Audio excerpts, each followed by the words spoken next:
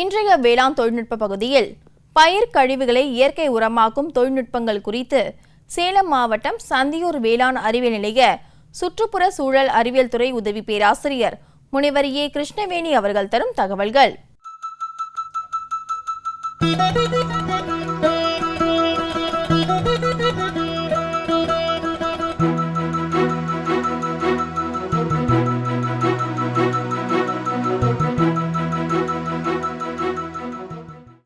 இந்த வேளாண் அறிவியல் நிலையத்தில் பல்வேறுபட்ட பயிற்சிகள் கொடுக்கப்படுகிறது.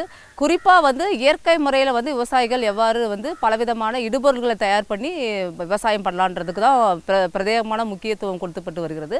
அதன் அடிப்படையில் விவசாயிகள் அதிக அளவு மண்ணை அவங்க காயப்படுத்துகிறாங்க இல்லை மாசுபடுத்துகிறாங்க அப்படின்னு அதற்கு முக்கியமான பொருள் என்னன்னு பார்த்தீங்கன்னா செயற்கை உரங்கள். ஸோ இந்த செயற்கை உரங்களை பயன்பாட்டை தவிக்கணும்னா கண்டிப்பாக நம்ம அதற்கு மாற்றான ஒரு உரத்தை கொடுக்கணும். ஸோ அதற்கான உரம் தான் நம்ம இயற்கை முறையில் தயாரிக்கக்கூடிய மக்கிய உரங்கள். இப்போ முந்தைய காலத்தில் மாட்டினுடைய சாணத்தை மட்டுமே பயன்படுத்தி விவசாய பெருமக்கள் விளைபொருட்களை விளைவிச்சாங்க. ஸோ அது தரமானதாக இருந்துச்சு. இப்போ மாடுகளினுடைய எண்ணிக்கை கால்நடைகள் எண்ணிக்கை குறைஞ்சதுனால விவசாய பெருமக்கள் அதிக அளவு செயற்கை உரங்களை பயன்படுத்திட்டு வராங்க. ஸோ இந்த செயற்கை உரங்கள் பயன்பாட்டை தடுக்கணும். விவசாயிகள் அதிக அளவு சாகுபடி செலவு பயன்படுத்துறதுக்கு முக்கிய காரணம் அவர்கள் வாங்கக்கூடிய செயற்கை உரங்கள். ஸோ அந்த செயற்கை உரங்கள் வாங்கக்கூடிய செலவை நம்ம குறைக்கிறதுக்கும் இந்த இயற்கை உரங்களை நம்ம தயார் பண்ணலாம். இயற்கை உரங்கள் தயார் பண்ணுறதுனால நிலத்தினுடைய சுற்றுச்சூழல் அதாவது இயற்கையோட ஒன்றி இருக்கிற மாதிரி இருக்கும். பார்த்திங்கன்னா ஒரு இடத்துல போனால் கழிவுகள் அதாவது இப்போ ஒரு பயிர் அறுவடை பண்ண பின்னாடி அதனுடைய தானியங்கள் மட்டும்தான் நம்ம எடுத்துக்கிறோம். அதனுடைய இலை, அதனுடைய தண்டு, அதனுடைய வேர் பகுதிகளை அப்படியே நம்ம நிலத்தில் விட்டுட்டு போயிடுறோம். ஸோ இந்த மாதிரி விடுறதுனால என்ன ஆகும் அப்படின்னா நிறைய பூச்சி மற்றும் நோயினுடைய வித்துக்கள் உருவாகிற இடமா மாறிடும். அது இல்லாமல் இன்னும் ஒரு சில பகுதிகளில் பார்த்திங்கன்னா விவசாய பெருமக்கள் பயிர் கழிவுகள் எரிக்கிறாங்க. ஸோ உடனே எரிக்கிறப்போ பார்த்திங்கன்னா அது அதிக அளவு வெப்பத்தை மண்ணு கொடுக்கறதுனால மண்ணில் உள்ள நுண்ணுயிரிகள் பாதிக்கப்படுது. அதே மாதிரி மண்ணினுடைய இயற்பியல், வேதியியல் மற்றும் உயிரியல் காரணிகள் தன்மைகள் மாறுபட்டு மண் தன்னுடைய வளத்தை இழந்து பயிர் வளர்ச்சியை தடைபடுது. ஸோ இதற்காகவும் நம்ம இயற்கை உரத்தை தயார் பண்ணோம். ஸோ அந்த இயற்கை உரத்தை நம்ம தயார் பண்ணுறதுக்கு முக்கியமான பொருட்கள் பார்த்திங்கன்னா மாட்டு சாணத்துலேருந்து நம்ம மண்புழு உரம் தயாரிக்கலாம். அப்படி இல்லைன்னா தாவர கழிவுகள் அதாவது பயிர் கழிவுகளான இப்போ சோளம் அறுத்து அந்த சோளத்துடைய தட்டை பயன்படுத்தி, இப்போ கரும்பு பயிர்னா அதனுடைய சோகையை பயன்படுத்தி, அதே மாதிரி பார்த்தீங்கன்னா நம்ம மரத்தில் விளையக்கூடிய இலைத்தலைகள், அதே மாதிரி தென்னையில் இருக்கக்கூடிய மட்டைகள், அது நார்கழிவுகள், அப்புறம் அதே இல்லாமல் விவசாயம் நம்ம வீட்டில் இருக்கக்கூடிய காய்கறி கழிவுகளை பயன்படுத்தி கூட நம்ம இயற்கை முறையில் நம்ம உரம் தயாரிக்கலாம்.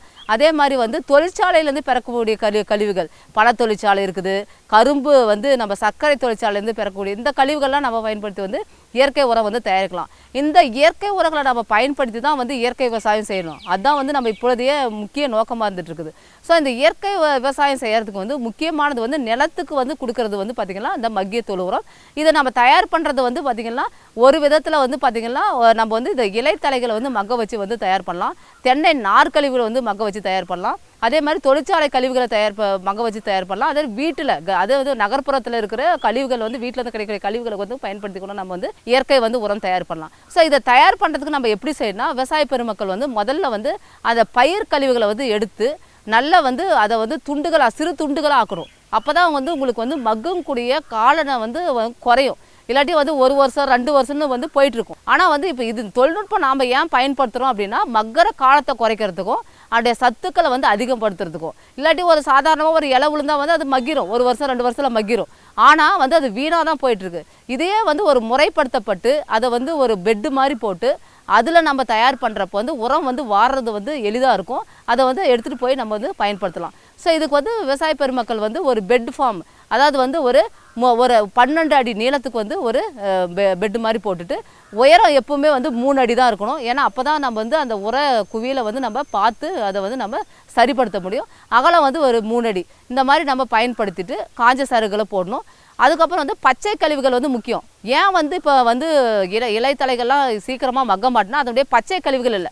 ஸோ அந்த பச்சை கழிவுகளுக்கு அருகில் இருக்கக்கூடிய மரத்தினுடைய கழிவை நம்ம எடுத்து மரக்கிளைகளோ நம்ம மரத்தினுடைய இலைகளை நம்ம எடுத்து போடுறப்ப இந்த பச்சை கழிவும் காஞ்ச கழிவும் சரிவிகத்தில் இருக்கிறப்போ மக்கறக்கூடிய காலம் குறையும். அதே மாதிரி நல்லா ஊட்டச்சத்துக்கள் அதிகமானதாக மாறும். ஸோ அதை செய்யலாம். அந்த மாதிரி வந்து ஒரு அடுக்கு வந்து காய்ந்த சருகு, இன்னொரு அடுக்கு வந்து பச்சை சருகு, அதுக்கப்புறம் வந்து காய்ஞ்ச சருகு, அப்புறம் வந்து பச்சை சருகு என்று ஒரு 3 அடி உயரத்தின் அளவில் அடிக்க பின் வந்து நம்ம மாட்டு கிடைக்கக்கூடிய சாணத்தினுடைய கரைசலை வந்து நம்ம தெளித்து நம்ம வந்து மக்க வைக்கலாம். அதற்கு மேலாக வந்து தமிழ்நாடு வேளாண்மை பல்கலைக்கழகத்தில் வந்து சுற்றுப்புற சூழல் துறையில் வந்து டிஎன்ஏ பயோமெனலைசர்னு சொல்லிட்டு ஒரு நொதிக்கும் தன்மை கொண்ட மக்க வைக்கக்கூடிய ஒரு கலவை இருக்குது. அதை வந்து 2 கேஜி 1 டன் என்ற வந்து அளவு குப்பைக்கு வந்து நம்ம இட்டு வந்து நம்ம வந்து மக்க வைக்கலாம். இந்த மாதிரியான பெறப்பட்ட வந்து மக்கிய உரத்தில் வந்து நல்லா வந்து நம்ம போடுறப்ப பேரூட்ட சத்துக்களான தலை, மணி, சாம்பல் சத்துக்கள், நுண்ணூட்ட சத்துக்களான தாமிரம், கால்சியம், மேக்னீஷ் அந்த மாதிரியான போன்ற சத்துக்கள் அதிகம் இருக்கும். அதே மாதிரி வந்து நன்மை பயக்கக்கூடிய நுண்ணுயிர்களும் வந்து அதிக அளவில் இருக்கும். ஸோ இதை நம்ம போடுறப்போ வந்து மண்ணினுடைய நீர்பிடிப்பு தன்மை வந்து அதிகமாகும். நீர்பிடிப்பு தன்மை வரப்போ மழை வரப்போ தானாக வந்து நல்ல மண் வந்து நீரை பிடிச்சு வச்சுக்கும். அதே மாதிரி மண்ணுடைய கரிம சத்து, ஒரு மண்ணினுடைய உயிர்னு சொன்னால் கரிம சத்து தான். இது வந்து இந்த இயற்கை முறையில் பெறப்பட்ட மக்கிய தொழுவத்தில் தான் கரிம சத்து இருக்கும். தலைமணி, சாம்பல் சத்து கூட நீங்கள் வாங்கி வந்து செயற்கையாக வந்து கடைகளில் வாங்கி போடலாம். ஆனால் இந்த கரிம சத்து மட்டும் வந்து இயற்கையில் கிடைக்கக்கூடிய மக்கிய உரத்தில் தான் போட முடியும். ஸோ அந்த கரிம சத்தினுடைய அளவு வந்து அதிகமாகும். ஸோ அந்த மாதிரி வந்து வரப்போ வந்து மண் வந்து நல்லா உயிருள்ள பொருளாக வந்து மாறுறப்ப அதில் இடக்கூடிய வந்து விதைகள் வந்து நன்கு முளைத்து வந்து நல்லா வந்து செடி வந்து வளர்ச்சி அடைந்து வந்து அதிக அளவு வந்து மகசூலை வந்து கொடுக்கும். இப்படி செய்கிறப்ப வந்து நம்ம வந்து ரசாயன உரங்கள் வாங்குகிற செலவு வந்து குறைக்கலாம். இயற்கையாக வந்து மண் இருக்கிறப்போ வந்து விளைபொருள் வந்து ரொம்ப தரமானதாகவும் இருக்கும். அதே மாதிரி பார்த்திங்கன்னா உங்களுக்கு வந்து செடியினுடைய ஆரோக்கியம் வந்து அதிகரித்து அது வந்து நோய் மற்றும் பூச்சி தாக்குதல் வந்து தன்னை வந்து பாதுகாத்து வந்து விவசாயிக்கு வந்து நம்ம வந்து பூஞ்சனம் மற்றும் பூச்சிக்கொல்லிகள் அடிக்கிற வந்து செலவு வந்து குறைக்கலாம். ஸோ இந்த மாதிரி எளிய வந்து தொழில்நுட்பமான வந்து இயற்கை முறையில் மட்கும் உரத்தை தயார் பண்ணி விவசாய பெருமக்கள் வந்து தன்னுடைய பயிருக்கு வந்து இடுறப்போ வந்து நிலத்தினுடைய சுற்றுச்சூழலையும் பாதுகாக்கலாம். அந்த விவசாயினுடைய வீட்டு மற்றும் நிலத்தினுடைய சுற்றுச்சூழலையும் பாதுகாத்து வளமான வாழ்வை வாழலாம் என்று கூறிக்கொள்கிறேன். மேலும் விவரங்கள் பெற முனைவர் ஏ. கிருஷ்ணவேணி அவர்களை 08754378908 என்ற கைபேசி எண்ணில் தொடர்பு கொள்ளலாம்.